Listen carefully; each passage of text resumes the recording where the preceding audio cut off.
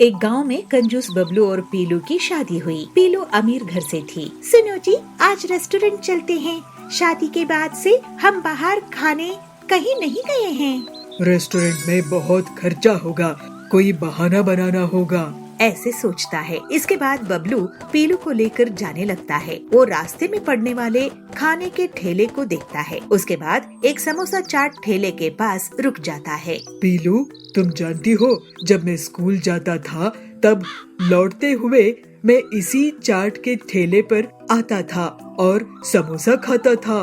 कभी कभी तो मैं शर्त लगाकर 20-20 समोसे खा लेता था। 20 समोसे? लेकिन अभी यहाँ क्यों रुके हो? चलो ना रेस्टोरेंट। हाँ, चलते हैं।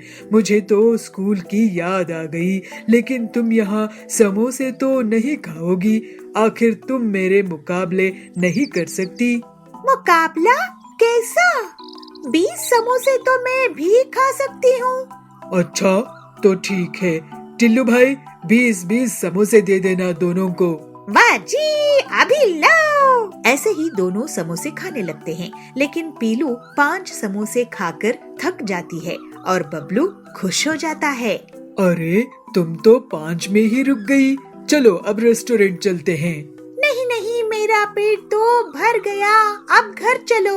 बबलू सोचता है कि उसके पैसे बच गए और वो सस्ते में बच गया। अगले दिन बबलू पैसे बचाने से खुश होकर अपने दोस्त से बात कर रहा था। अरे कालू, क्यों परेशान लग रहा है भाई? अरे क्या बताऊं भाई, मेरी पत्नी रोज रोज बाहर खाना खाने के लिए ले जाओ ऐसे कहती रहती है। अरे भाई, मैं अपनी बीवी को ऐसे उल्लू बनाया, झूठी शर्त लगाकर उसका पेट भर दिया और रेस्टोरेंट जाने से बच गया। ये बात पीलू सुन लेती है। अच्छा, तो ये बात है, अभी इनको मजा चखाती हूँ। इसके बाद पीलू अपने पति से कहती है, सुनिए जी, आज रेस्टोरेंट चलते हैं, उस दिन नहीं जा पाए थे ना। अरे, आज फिर कोई बहाना बनाना पड़ेगा। रास्ते में पीलू एक पानी पूरी की दुकान में रुक जाती है। मुझे पता चला है कि अगर कोई 100 पानी पूरी खाएगा तो उसे एक ट्रैवल कंपनी विदेश घूमने का पैसा देगी। मैं तो कहती हूँ, छोड़िए रेस्टोरेंट को और यही पानी पूरी खा लो। आप वैसे भी 20 समोसा खा ही लेते हो, 100 पानी पूरी में आपका क्या बिगड़ेगा? क्योंकि मैं तो स्कूल के दिनों में 50 पानी पूरी खा लेती थी। अरे वाह, तो रेस्टोरेंट जाने की जरूरत नहीं है। ठीक है, मैं तुम्हारे लिए 100 पानी पूरी खा लूँगा। पानी पूरी वाले भैया, इन्हें 100 पानी पूरी देना। इसके बाद बबलू जैसे पानी पूरी पर टूट पड़ता है और एक के बाद एक लेकर खाने लगता है, लेकिन 20 पानी पूरी में ही उसका पेट भरने लगता है। लेकिन मुफ्त के लालच में वो पानी पूरी खाता जाता है।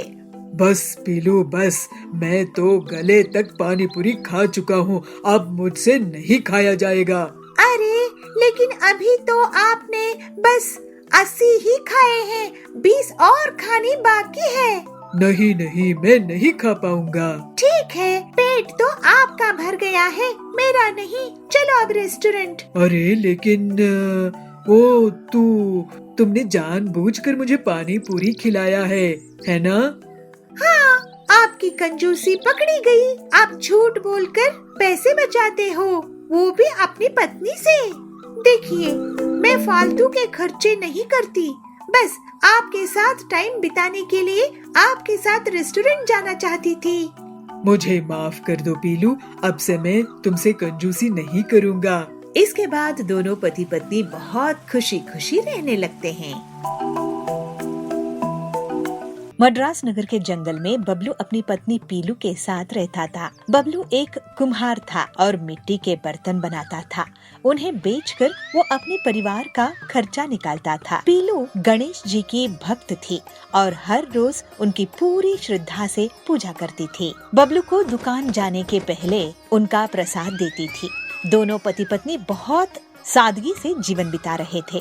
उनकी दुकान के पास कड़क की दुकान थी। वो बर्तन बेचा करता था, लेकिन मिट्टी के बर्तन सस्ते होने के कारण उसके बर्तन ज्यादा नहीं बिकते थे। अरे इन अनपढ़ लोगों की कमाई नहीं होती है तो ये मिट्टी के बर्तन ही खरीदते हैं।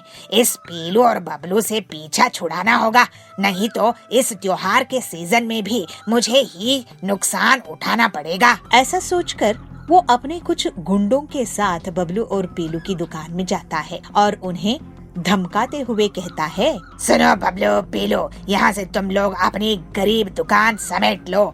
तुम्हें क्या है, तुम लोग तो रूखी सूखी खा लेते हो और तुम्हें झोपड़ी में रहने की आदत है और ना ही तुम लोगों को गाड़ी खरीदनी है, ना ही घर बनाना है। तुम लोग यहाँ से भाग जाओ, तुम्हारे कारण मेरी दुकान नुकसान में जा रही है। तो बबलू कहता है, कड़क सेठ, हम वैसे भी गरीब लोग हैं, तुम्हें हमसे कोई नुकसान नहीं होता है। तुम अपनी गुंडागर्दी दिखाने आए हो। ये दुकान गणेश जी की कृपा से चल रही है, आपको इसे नुकसान नहीं पहुंचाना चाहिए। ये हमारा खानदानी काम कर रहे हैं, आप हमें डराइए नहीं, आपको हमसे कोई नुकसान नहीं है। तुम गरीब की मैं क्यों सुनूं? तुम होते कौन हो? मैं तुम्हारी दुकान के बर्तनों को तोड़ फोड़ दूंगा, आखिर है तो मिट्टी के ही।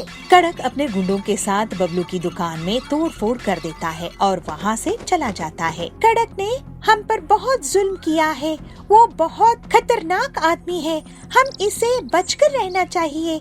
मैं गणेश जी से प्रार्थना करूंगी कि वो ही विघ्नहर्ता है और हमें सही रास्ते में लेकर जाएंगे। हम गरीब तो बर्बाद हो गए हैं। आप चिंता मत करो जी, मेरी प्रार्थना बेकार नहीं जाएगी। हमने कभी भी लालच नहीं किया है और ना ही किसी को धोखा दिया है। गणेश जी हमारी ही साथ देंगे, वो अन्याय का साथ नहीं देंगे। लेकिन पीलू, अब हम क्या करेंगे? तुम ये भी तो सोचो, नया चाक, नई मिट्टी, पानी और पकाने के लिए भट्टी, इसके लिए पैसा कहाँ है? वो दोनों दुखी मन से घर जाते हैं और गणेश जी के सामने बैठ जाते हैं।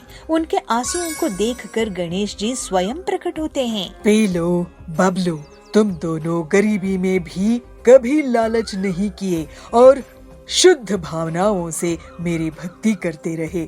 तुम चिंता मत करो और अब से सिर्फ तुम घड़े बनाओ, मेरा आशीर्वाद तुम्हारे साथ है। भगवान के दर्शन करने के बाद दोनों पति पत्नी के दुख दूर हो जाते हैं और वो गणेश जी के कहे अनुसार घड़ा बनाने लगते हैं। घड़े ले लो, घड़े, ठंडा पानी करने के घड़े, ऐसे पीलू चिल्लाती है। ऐसे घड़े की आपको फ्रिज की जरूरत नहीं पड़ेगी। उनकी दुकान देखकर वहाँ की अमीर सेठानी बबली आती है। बहुत दिनों बाद विदेश से आ रही हूँ, तुम्हारे घड़े मुझे दो, अगर अच्छे हुए तो मैं और ऑर्डर करूँगी। उनके घड़ों का इस्तेमाल करके बबली आश्चर्यचकित हो जाती है। ऐसा ठंडा पानी इतना ताज़ा कि बड़ी बड़ी फिल्टर मशीन फेल है। वो बबलू और पीलू के पास जाती है। मैं तुम्हारी घड़ों की विदेश में एक्सपोर्ट करूँगी और तुम्हारे साथ मुनाफा शेयर करूँगी, तुम्हें मंजूर है तो बताओ। बबली मैडम, इसमें गणेश जी के आशीर्वाद है, हम आपके साथ काम करेंगे। कड़क को जब पता चलता है तो वो भड़क जाता है। एक बार फिर वो उनकी दुकान में गुंडे लेकर जाता है। तुम गरीबों को मैं अब भगवान के पास ही पहुंचा दूंगा। मैं तुझे जेल पहुंचाऊंगी, तुम मेरे बिजनेस पार्टनर्स को धमकी दे रहे हो। कड़क को पुलिस लेकर जेल में डाल देती है। पीलू और बबलू ईमानदारी से मेहनत करते रहते हैं और गणेश जी की भक्ति और मन लगाकर करने लगते हैं। वो लोग जल्द ही आलीशान जीवन जीने लगते हैं। देखा जी, आपने गणेश जी की कृपा से हम कहां से कहां आ गए। हाँ पीलू, गणेश जी की जय हो। बबलू रहता था। वो हर रोज हलवाई के यहाँ से गणेश जी के लिए लड्डू खरीदता था। हरिया काका, 2 लड्डू पैक कर दो। ये ले बबलू, 2 लड्डू। लेकिन तुम हर रोज सिर्फ 2 लड्डू ही क्यों भोग में लगाते हो गणेश जी को? कभी 1 किलो भी लगाया करो। मैं गरीब हूँ काका, मेरे पास इतने ही पैसे होते हैं कि मैं 2 लड्डू भोग लगा सकूं। और वैसे भी गणेश जी को तो मिठाई के वजन से मतलब नहीं रहता, उन्हें तो भक्त की साफ भावनाओं से मतलब रहता है। सही कह रहे हो। ऐसा ही बबलू हर दिन अपनी मजदूरी से वापस आकर गणेश जी को 2 लड्डू का भोग लगा देता था। लेकिन एक दिन जब बबलू काम पर जा रहा था तो कड़क सेठ आता है। सुनो मजदूर भाइयों, आप सब ने बहुत मेहनत की है, लेकिन अब मुझे पंचायत से पैसे नहीं मिल रहे हैं कि मैं आप लोगों को पैसे दे सकूं। इसलिए अब जब मुझे पैसे मिल जाएंगे तब मैं आप लोगों से फिर से काम करवाना शुरू कर दूंगा।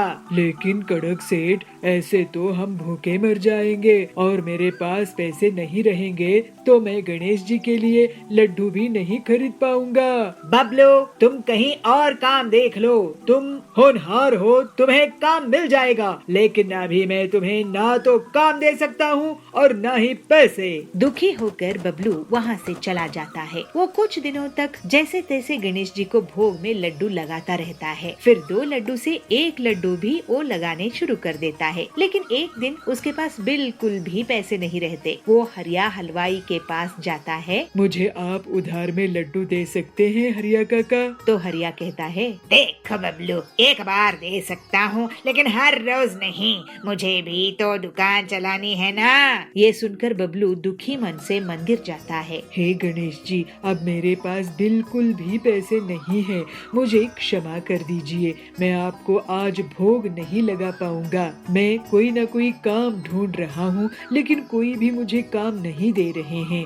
भगवान, जब मुझे काम मिल जाएगा तब मैं आपको लड्डू जरूर लगाऊंगा। मुझे माफ कीजिए भगवान। फिर बबलू घर जाकर सो जाता है। उसी रात को एक छोटा बच्चा हलवाई के यहाँ पहुँचता है। हरिया हलवाई जी, मुझे 4 लड्डू दीजिए। उसके बदले में मैं आपको हाथ में पहनने के लिए सोने के कड़े देता हूँ। तो हरिया कहता है, अरे बेटा, लड्डू के बदले सोने के कड़े? ठीक है, मैं तुझे लड्डू दे देता हूँ, ये ले। और फिर वो बच्चा बबलू के पास जाता है। सोते हुए बबलू के बगल में लड्डू रख देता है। अरे, ये सुबह सुबह लड्डू कहाँ से आए? इसमें से तो बहुत सुंदर खुशबू आ रही है। वो तुरंत जाकर गणेश जी को लड्डू का भोग लगा देता है। लेकिन ये भी देखता है कि अरे, गणेश जी के हाथ में ये कड़ा गायब है। हरिया कहता है, अरे ये क्या देखो बबलू, कहीं ये कड़ा तो नहीं है ना? हरिया बबलू को कड़ा दिखाता है जो उसे बच्चे ने दिया था। तो बबलू कहता है, अरे हाँ, यही तो गणेश जी का ही कड़ा है। ये आपके पास कैसे आ गया काका? तो हरिया कहता है, मुझे माफ कर दो भक्त बबलू, तुम्हारी भक्ति के कारण गणेश जी खुद मेरे दुकान में लड्डू लेने के लिए आए और तुम्हारे घर में लड्डू रख कर चले गए। मैंने तुम्हें बिना पैसों के लड्डू देने से मना कर दिया था ना। काका, आप पर भी गणेश जी की कृपा है। आपसे उन्होंने खुद लड्डू खरीदे हैं। आइए, हम दोनों भगवान गणेश जी का भजन करते हैं। इस तरह से गणेश जी की भक्ति के कारण धीरे धीरे धनवान होने लगता है। बबलू श्रद्धा भाव से गणेश जी को लड्डू का भोग लगाता था। अब वो खुशी खुशी गणेश जी की भक्ति करते हुए रहने लगा।